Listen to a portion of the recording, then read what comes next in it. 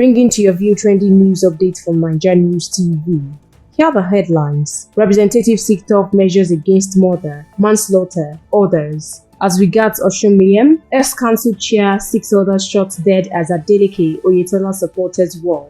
PANDEF leader Edwin Clark is dead. Now the news in detail.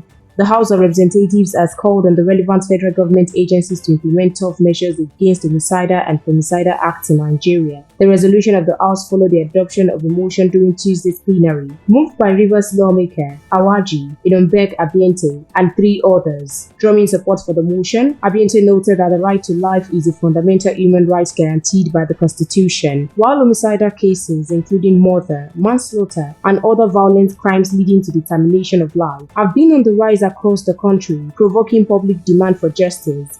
He said, femicide, which is the intentional killing of women and girls due to their gender, has become a significant concern, with several reported cases in recent years. The House followed the adoption of the motion and urged the National Judicial Council to facilitate the designation of special divisions within existing courts at all levels to expeditiously handle homicide, femicide, and related cases. In other news, the All Progressive Congress and People's Democratic Party (PDP) have traded accusations over escalating violence in Osun State, which culminated in the killing of a former chairman of Iwewole local government area of Osun State, Mr. Aderemi Abbas, and 6 others on Monday.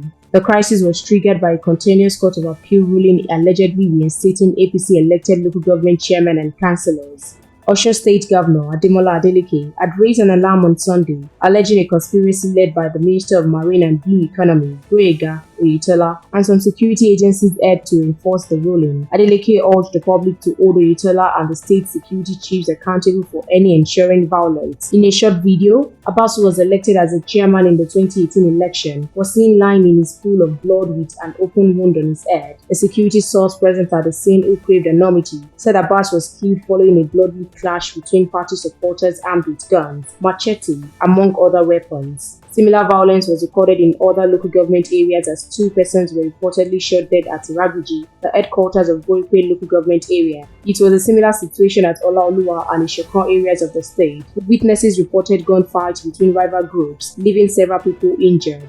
And lastly for tonight, elder statesman and former Federal Commissioner for Information, Chief Edwin Clark, has passed away at the age of 97.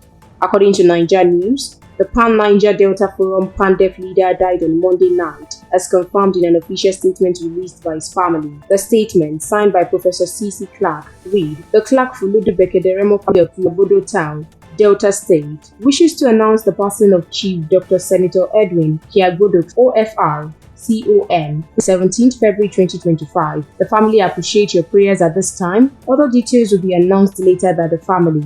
The Pan-Niger Delta Forum PANDEF has confirmed the passing of Chief Senator Dr. Edwin Kiagbodo Clark, a respected national leader and elder statesman. This announcement was made through a statement signed by Olorogu Sir Obi Webi Ominimini, PhD, PANDEF's National Publicity Secretary and spokesman. A distinguished lawyer, activist, and politician, Chief Edwin Clark was a prominent figure in the South-South region and a strong advocate for the Ijaw ethnic nationality. As the founder of PANDEF and a co-leader of the South and Middle Belt Leaders Forum, he championed justice, equity, and human rights throughout his lifetime. NaijaNews reports that Clark's passing follows the recent death of Afenifere leader Ayo Adebanjo, who died at the age of 96. The family noted that further details regarding his funeral arrangement will be announced in due course. And that ends the news for tonight. For more trending news updates and exclusive videos, please stay tuned to NaijaNews TV.